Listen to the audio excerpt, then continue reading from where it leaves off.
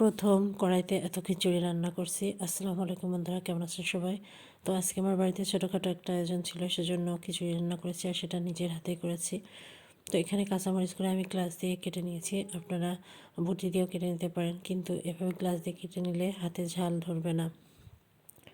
তো প্রথমে কড়াইতে আমি সরিষার তেল দিয়ে দিয়েছি, দিয়ে 4-5টা শুকনো মরিচ দিয়ে ফোড়ন দিয়ে নিলাম। এবার রসুন, পেঁয়াজ, কাঁচামরিচ, ডালচিনি, এলাচ, তেজপাতা, এক কথায় খিচুড়ি রান্না করতে যা যা উপকরণ লাগে সবগুলো দিয়ে দিয়েছি। একটু নেড়েচে তারপর এখানে লবণ, হলুদের গুঁড়া দিয়ে দিলাম।